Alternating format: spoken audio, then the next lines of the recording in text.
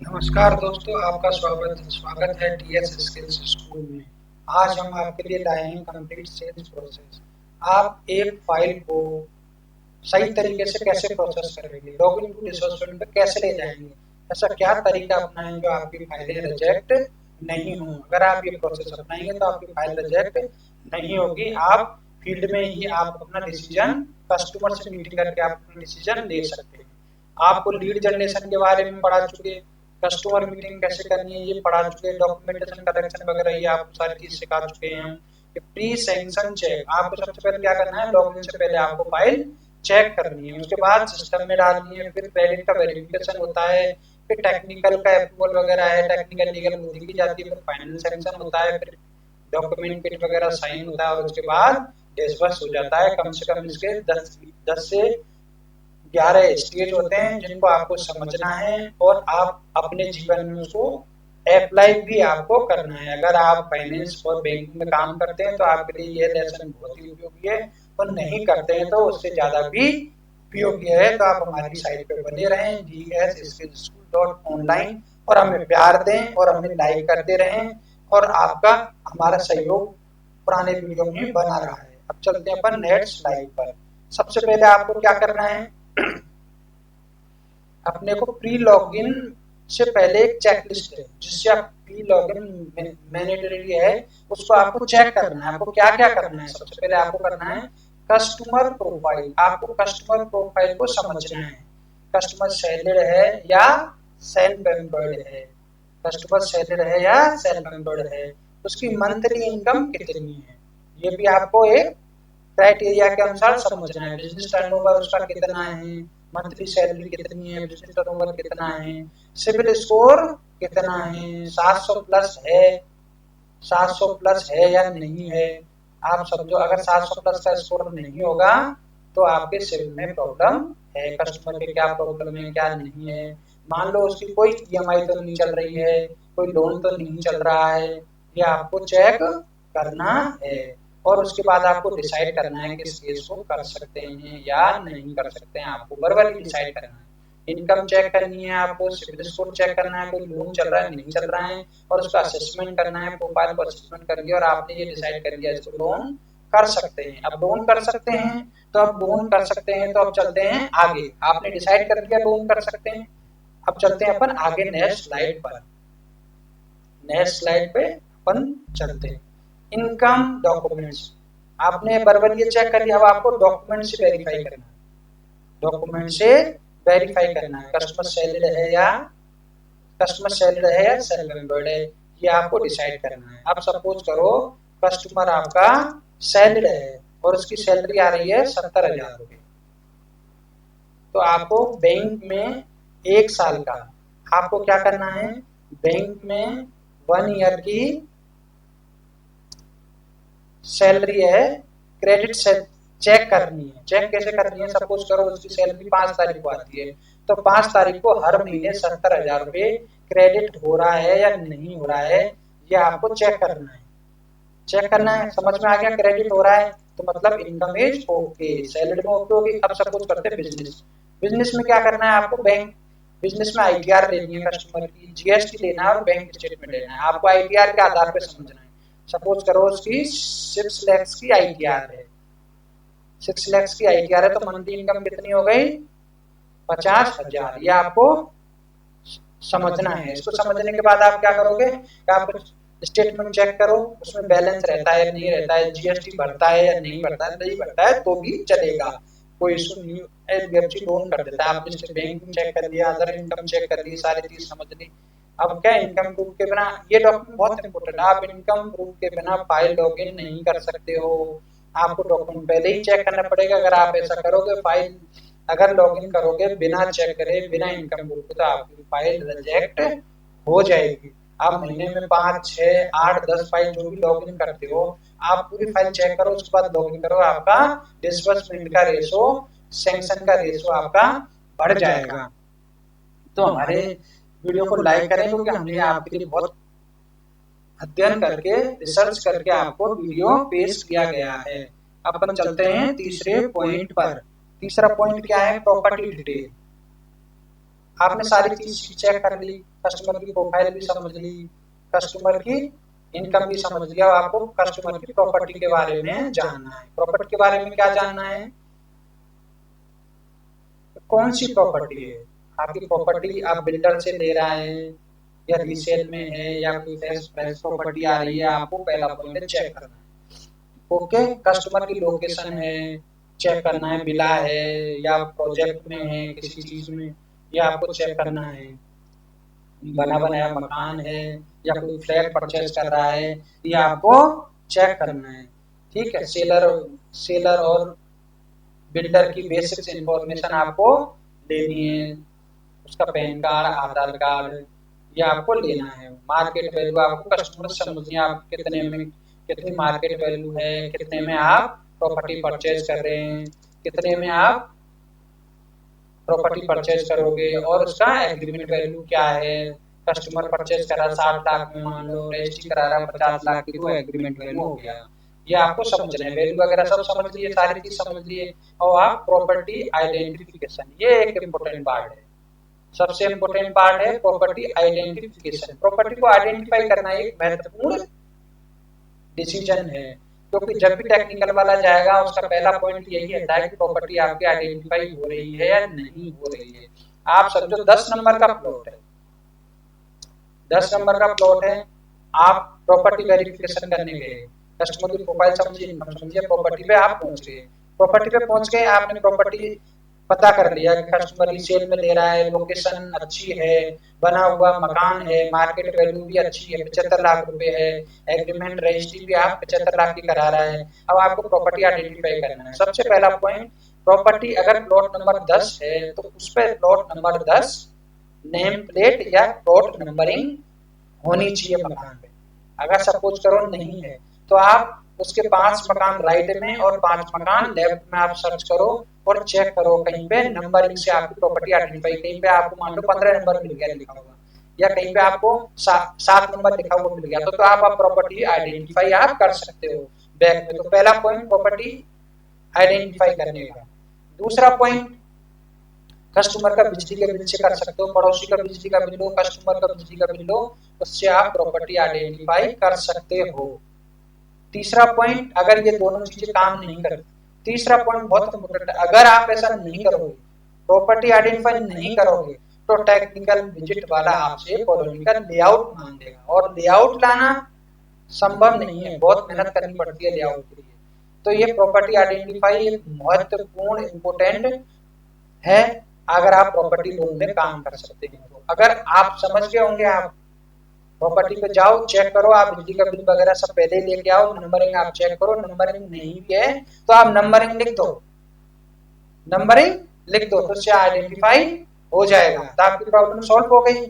Income okay, profile okay, technical आपकी okay आएगी, क्योंकि ये काम टेक्निकल वाला करेगा, वो काम आप पहले करके आओ। इससे आपको क्या होगा, इससे आपको क्या पता लगेगा कि प्रॉपर्टी की एलटीवी कितनी है, लोन टू वैल्यू कितना है।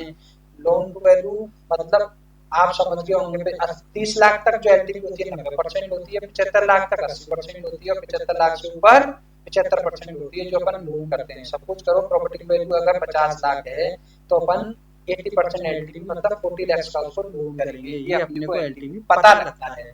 तो आप समझ गए प्रॉपर्टी डिटेल इंपोर्टेंट है, चैप्टर है आपके लिए, आपको समझ में आ गया होगा।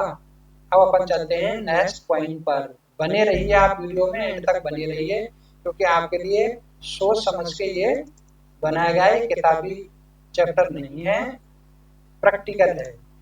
क्यों जरूरी है सब लॉगिन से पहले, ये 3 पॉइंट लॉगिन से पहले करना क्यों जरूरी है। डायरेक्ट लॉगिन कर देंगे, क्यों करना है ये सारे काम, ऐसे होता है ना, जनरली लोग जाने से कतराते हैं, कस्टमर से मीटिंग करने नहीं जाते हैं। तो आप मीटिंग करने नहीं जाओगे, कस्टमर से नहीं मिलोगे, तो आपको नॉलेज कैसे आपकी बढ़ेगी, नॉलेज भी तो बढ़ना जरूरी है ना। तो सबसे पहला पॉइंट, अगर आप ऐसा नहीं करोगे तो गलत फाइल डालने से आपका रिजेक्शन बढ़ जाएगा। अगर फाइल में छोटी छोटी कमी भी है, कुछ ऊपर नीचे है, तो आप कस्टमर से मिलते हो तो आप उन चीजों को सही कर सकते हो, तो आपका फाइल का रिजेक्शन नहीं होगा।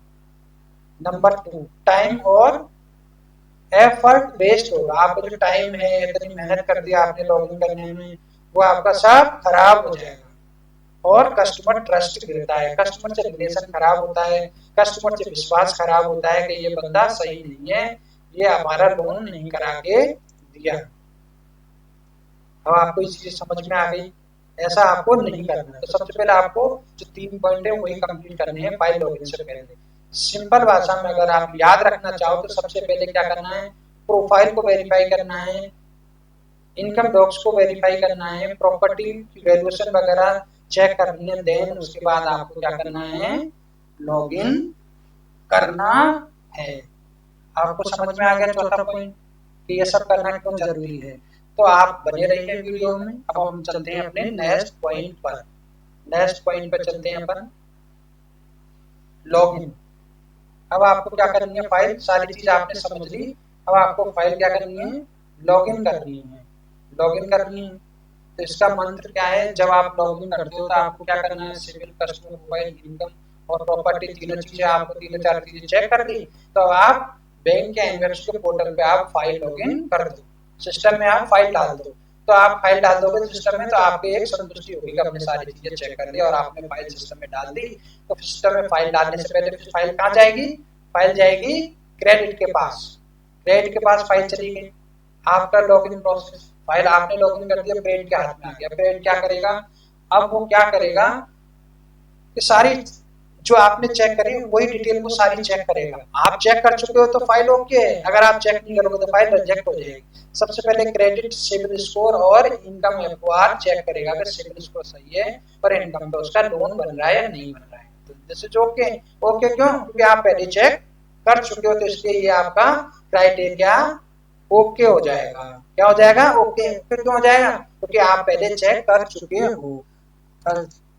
वो फोन करके या टेली फोन करेगा कस्टमर को और फील्ड में जाके वेरिफिकेशन करेगा, कस्टमर का बिजनेस चेक करेगा, कस्टमर का ऑफिस चेक करेगा, तो वो आप पहले चेक कर चुके हो।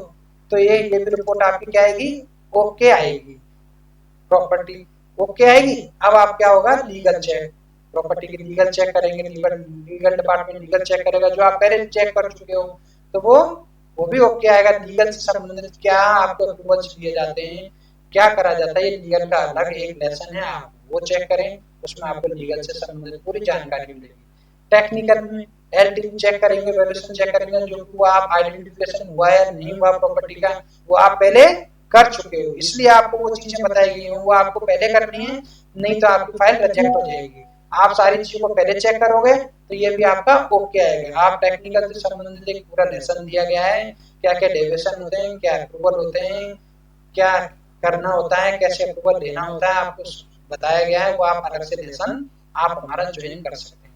आपको अब क्या करना है, आपकी फाइल सैंक्शन हो गई, सैंक्शन और फाइनल अप्रूवल हो गया, सैंक्शन हो गई फाइल, फाइनल अप्रूवल हो गया। अब आपको क्या करना है, डिसबर्समेंट करना है फाइल का। तो आपके ये जो प्रोसेस आप पहले चेक करें तो उससे बहुत जल्दी आपकी फाइल सैंक्शन हो जाएगी, रिजेक्ट नहीं होगी, आपका समय बर्बाद नहीं होगा, आपका रिलेशन बिल्ड होगा कस्टमर के साथ, और क्रेडिट के साथ भी आपका रिलेशन होगा कि इस बंदे की फाइल एकदम ओके आती है, सारी चीजें पहले चेक करके आती है। तो अपन चलते हैं, आपकी फाइल सैंक्शन हो चुकी है, फाइनल अप्रूवल हो चुका है, अब आप डिसबर्समेंट, अब उस फाइल का डिसबर्समेंट कैसे करेंगे। क्या होता है डिसबर्समेंट, डिसबर्समेंट क्या होता है, जब कोई फाइल है जो लोन है वो अप्रूव हो जाता है तो एक्चुअली जो पैसा है अपन कस्टमर या सेलर के अकाउंट में ट्रांसफर करते हैं, उसको अपन क्या कहते हैं, डिसबर्समेंट कहते हैं। उसे अपन क्या कहते हैं, डिसबर्समेंट कहते हैं। ये आपको इम्पोर्टेंट फैक्टर है, याद रखना है। आपकी फाइल सैंक्शन हो चुकी है और आप डिसबर्समेंट कैसे करोगे वो आपको बताया जाएगा। अब चलते हैं अपन नेक्स्ट पॉइंट। सबसे पहले आपको क्या करना है, एग्रीमेंट कराना है कस्टमर से, कस्टमर से लोन एग्रीमेंट करा के साइन कराना है और उससे स्टाम्पिंग साइन करानी है और केवाईसी को आपको रीचेक करना है ओरिजिनल पैन कार्ड, आधार कार्ड से। ठीक, ओके।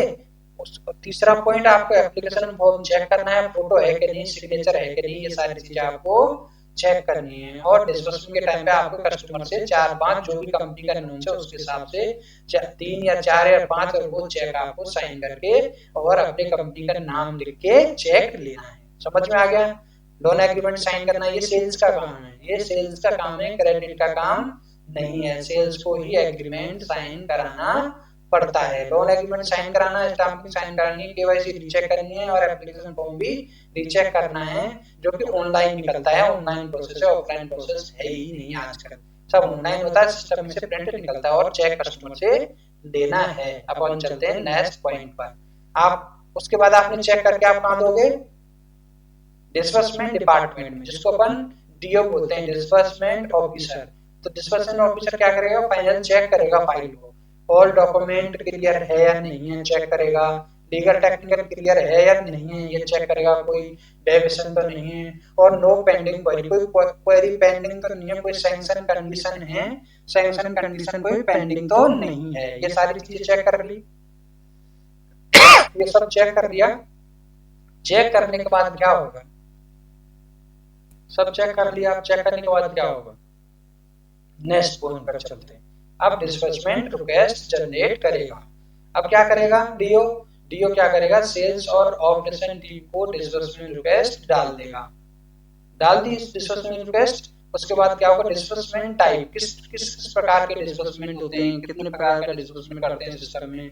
सिस्टम में डिस्बर्समेंट भी दो ही प्रकार के होते हैं, फुल डिस्बर्समेंट और पार्ट डिस्बर्समेंट। फुल डिस्बर्समेंट का मतलब होता है लोन पूरा लोन अमाउंट एक साथ रिलीज कर देते हैं, एक साथ डिस्बर्समेंट कर देते हैं। ऐसा परचेज केस में होता है और मॉर्गेज लोन में होता है, जिसमें लोन पूरा डिस्बर्स हो जाता है और पूरा डिस्बर्समेंट कर देते हैं। पार्ट डिस्बर्समेंट का मतलब होता है कि लोन 50 लाख का था, उसमें से 10 लाख ही डिस्बर्स करा है, 40 लाख होल्ड है, जो कि ऐसा कंस्ट्रक्शन केस में होता है और वो स्टेज वाइज पेमेंट को अपन रिलीज करते रहते हैं। तो आपको समझ में आ गया फुल डिस्बर्समेंट और पार्ट डिस्बर्समेंट। अपन चलते हैं अकाउंट ट्रांसफर। अब क्या होता है? जो भी डिस्बर्समेंट डिपार्टमेंट होता है वो अमाउंट को ट्रांसफर कर देता है या चेक बना देता है। पैसे में क्या होता है? या तो ट्रांसफर कर देगा, मॉर्गेज लोन में ट्रांसफर हो जाता है, कंस्ट्रक्शन लोन में ट्रांसफर हो जाता है, परचेज और सेलर बीट, परचेज और बीट के केस में ट्रांसफर नहीं होता है, उसमें अपन चेक बनाते हैं। होम लोन में समझ में आ गया होगा, परचेज केस में चेक बन जाएगा और कंस्ट्रक्शन केस में ट्रांसफर हो जाएगा पैसा। बिजनेस पर्सनल लोन और कंस्ट्रक्शन लोन में कस्टमर के अकाउंट में पैसा ट्रांसफर हो जाता है। आप बने रहिए, हमारी वीडियो को लाइक करें, क्योंकि हम वीडियो बहुत मेहनत से बनाते हैं और बहुत मेहनत करते हैं हम वीडियो बनाने में, और हमें बहुत टाइम लगता है ये सारी चीजें खोजने में, करने में, हर चीज में। तो अपन चलते हैं नेक्स्ट स्लाइड पर। आप एग्रीमेंट साइन, क्या क्या आपको इम्पोर्टेंट है, सारी चीज समझ लिया ना? सब समझ लिया? आप पहले पॉइंट से आपको वापस से एक बार रिवीजन करा देते हैं। पहले पॉइंट से आप समझ लिए, सब फ्री लॉगिन के लिए क्या क्या, कस्टमर प्रोफाइल समझना इंपॉर्टेंट है, वो आप समझ लिए। इनकम लॉग्स आप वेरीफाई कर लिए, सारी एक एक चीज समझ लिए। उसके बाद आप प्रॉपर्टी डिटेल आपको समझ लिए, वेरीफाई कर लिया, आइडेंटिफाई कर ली, वैल्यूएशन आपने चेक कर ली, लोन बैठेगा कि नहीं बैठेगा, होगा कि नहीं होगा। उसके बाद आपको ये भी समझ में आ गया कि ये करना क्यों जरूरी है, अगर आप ऐसा नहीं करोगे तो आपकी फाइल रिजेक्ट हो जाएगी। उसके बाद आप सिस्टम में लॉगिन कर दिया फाइल को, लॉगिन करने के बाद फाइल आ गई क्रेडिट के पास, क्रेडिट सारी चीजें चेक कर लिया, क्रेडिट सिविल चेक कर लिया, इनकम चेक कर लिया, टैली वेरिफिकेशन ओके हो गया, लीगल चेक ओके हो गया, टेक्निकल चेक ओके हो गया, क्योंकि आप सारी चीजें पहले चेक कर चुके हो। तो आपकी फाइल फाइनल सैंक्शन हो गई। सैंक्शन के बाद आप डिस्बर्समेंट कराओ। डिस्बर्समेंट के लिए क्या करना पड़ेगा? कस्टमर को ऑफिस में बुलाओ, ऑफिस में बुलाया, आपने गेट साइन कराई, स्टाम्पिंग साइन कराई, केवाईसी आपने चेक कर लिया, एप्लीकेशन फॉर्म आपने चेक कर लिया और कस्टमर से चेक आपने ले लिया और फाइल को आपने डिस्बर्समेंट डिपार्टमेंट को हैंडओवर कर दी। डीओ वापस से रीचेक करेगा, कस्टमर के सारे ओल्ड डॉक्स आप कस्टमर चेक कर लिया, लीगल टेक्निकल क्लियर है कि नहीं है ये चेक कर लिया, कोई डॉक्यूमेंट पेंडिंग तो नहीं है, कोई कंडीशन तो नहीं है, ये सारी चीजें चेक कर ली। चेक करने के बाद में उसने डिस्बर्समेंट की रिक्वेस्ट डाल दी। डिस्बर्समेंट की रिक्वेस्ट डालने के बाद आपको समझाया डिस्बर्समेंट दो तरीके का होता है, फुल डिस्बर्समेंट और पार्ट डिस्बर्समेंट। रिक्वेस्ट डालने के बाद अगर परचेज केस है तो चेक बन जाएगा, और मॉर्गेज है और कंस्ट्रक्शन केस है तो कस्टमर के खाते में पैसे डाल दिए जाएंगे। अब इम्पोर्टेंट पॉइंट क्या है? इम्पोर्टेंट पॉइंट है, अगर एग्रीमेंट साइन नहीं है तो डिस्बर्समेंट नहीं होगा। कितना भी इम्पोर्टेंट है एग्रीमेंट साइन कराना। और अगर NACS मैंडेटरी है, अगर आपने नेस नहीं कराया है, नेस का मतलब होता है किस्त करने का एक सिस्टम होता है जो कि कस्टमर की डायरेक्ट अकाउंट से किस्त कटती है, वो इमेंडेट अपन करते हैं। ये कंपलसरी है, अगर इमेंडेट नहीं हुआ है तो आपकी फाइल डिसबर्समेंट नहीं होगी। एटीएम कार्ड और आधार कार्ड से होता है, कस्टमर पास ओटीपी जाता है। प्रॉपर्टी केस में बिल्डर से डिमांड, अगर कोई फ्लैट खरीद रहा है, हाई राइज बिल्डिंग है, तो अपन को क्या है, बिल्डर से डिमांड लेटर जरूरी है, उसके बिना फाइल डिसबर्समेंट नहीं होगी। आपको समझ में आया? इतना इम्पोर्टेंट लेसन। अगर आप उसको अपने जीवन में डालोगे तो आपका टारगेट भी होंगे, आपका बॉस भी खुश रहेगा, आपके लोग तारीफ भी करेंगे, आपकी आपकी क्रेडिट से लाइजनिंग भी बढ़ेगी और समझेंगे कि इसकी फाइल एकदम ओके आती है, समझदार आदमी है, उसको सब समझ में आता है, तो आपकी बात भी मानेंगे और आपकी फाइल हो जाएगी। सिंपल लाइन में समझे तो अप्रूवल के बाद जब पैसा कस्टमर के अकाउंट में चला जाता है तो उसको डिसबर्समेंट डन बोलते हैं। आजकल चेक कट बहुत इंपॉर्टेंट है, आप डिसबर्स करा चुके हैं, अगर पैसा नहीं गया है कस्टमर के अकाउंट में तो आपका डिसबर्समेंट नहीं माना जाएगा। आपको सारी चीजें समझाई, सब कुछ समझ में है, एक से एक बारीकी चीज समझाई है आपको। और आपको हमारी वीडियो अच्छी लगी हो तो इसको लाइक करना और शेयर करना, लोगों को बताना कि एक सेल्स ओरिएंटेड प्रोग्राम है जिसमें आप अगर ये कोशिश करेंगे तो आपको एक सर्टिफिकेट दिया जाएगा और उसके बेस पे आप नौकरी लग सकते हो बैंक और एनबीएफसी में। हम भी आपकी सपोर्ट करेंगे नौकरी लगाने में। हमारी भी लाइव क्लास होती है, कुछ चीजें होती हैं जो हम क्लास में नहीं बता सकते, क्या करना है क्या नहीं करना है, क्या नेगेटिव है क्या पॉजिटिव है, वो हम आपको लाइव क्लास देते हैं। जब कोर्स खत्म हो जाता है तब हम आपको पूरी नॉलेज देते हैं, फील्ड का नॉलेज भी कराते हैं और हम आपके साथ सपोर्ट भी करते हैं। हर चीज में आपको सपोर्ट करते हैं और फील्ड में आपको प्रैक्टिकल ट्रेनिंग भी देते हैं, वो उसकी फैसिलिटी भी प्रोवाइड कराते हैं आपको डे टू डे। आप बहुत बहुत धन्यवाद। Thank you, thank you, thank you, thank you.